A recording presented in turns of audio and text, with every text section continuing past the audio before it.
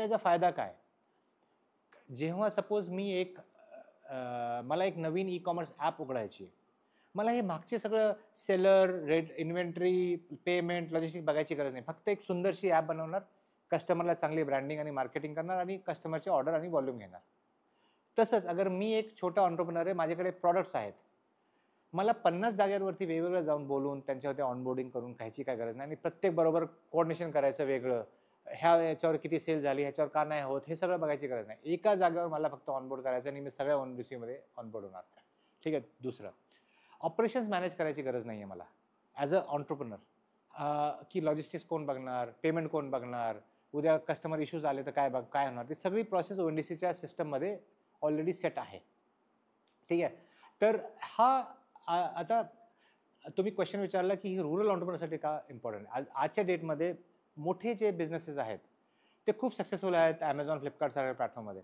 Struggle जो करतो तो छोटा एंटरप्रेन्योर करतोय. तो रूरल एंटरप्रेन्योर नाही, शहराचाही असू शकतो, तो छोटा एंटरप्रेन्योर करतो ज्याच्याकडे लिमिटेड प्रोडक्ट आहेत, लिमिटेड ब्रँडिंग आहे, लिमिटेड एक कन्झ्युमर काय म्हणतात त्याला अपील आहे. राईट.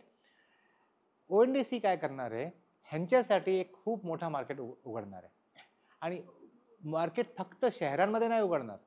ONDC आज 3 ते 5 वर्षांनंतर हे सगळ्या छोट्या शहरामध्ये, डिस्ट्रिक्ट्समध्ये ई-कॉमर्स इनेबल करवणार आहे. Amazon या फ्लिपकार्ट हे छोट्या तालुक्यांमध्ये या डिस्ट्रिक्ट्समध्ये का सक्सेसफुल नाहीत, कारण की ते कॉस्ट त्यांना परवडत नाही आहे.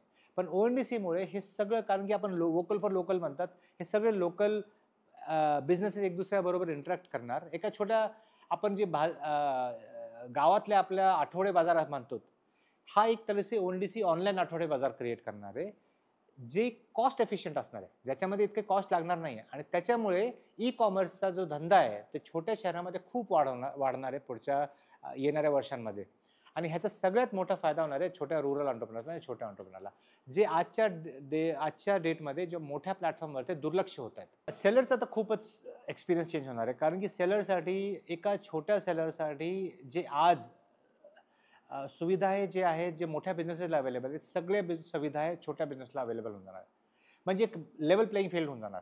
आज छोट्या बिझनेसला असं नाही वाटणार ONDCमुळे की मला कारण की मी छोटा आहे म्हणून मला ही सर्व्हिस अवेलेबल नाही आहे, या मला दुसरी सर्व्हिस, लॉजिस्टिक नाही आहे, पेमेंट नाही आहे, हे नाही, ते नाही, हे सगळे लेवल प्लेइंग फील्ड होऊन जाणार आहे. तर सेलरसाठी तर हे एक जमीन आसमानचा फरक दिसणार त्यांना एक्सपिरियन्समध्ये. कन्झ्युमरसाठी जो एक्सपिरियन्स आहे, जो मला असं वाटतं की ONDCमुळं जे ई-कॉमर्सचा जो एक्सपिरियन्स आजपर्यंत Tier 3 आणि त्याच्या खालच्या शहरांमध्ये आज भारतात नाही आहे, इतका नाही आहे, तो खूप वाढणार आहे आणि सगळे लोक यूज टू होणार ई-कॉमर्स वापरायसाठी.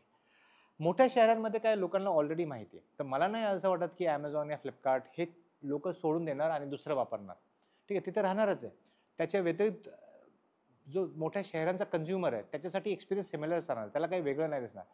पण ONDCमुळे जे Tier 3 आणि त्याच्या खालचे जे शहर आहेत, Tier 4, Tier 5 म्हणा, या छोटे टाउन्स म्हणा, तालुके म्हणा, तिथे ई-कॉमर्स फिजिबल होणार. फिजिबल झाल्यामुळे तिथे लोक वापरणार आणि वापरण्यामुळे ते पूर्ण ॲक्टिव्हिटी इकॉनॉमिक ॲक्टिव्हिटी वाढणार आणि छोट्या एंटरप्रेन्योरला नवीन बिझनेस आयाम भेटणार.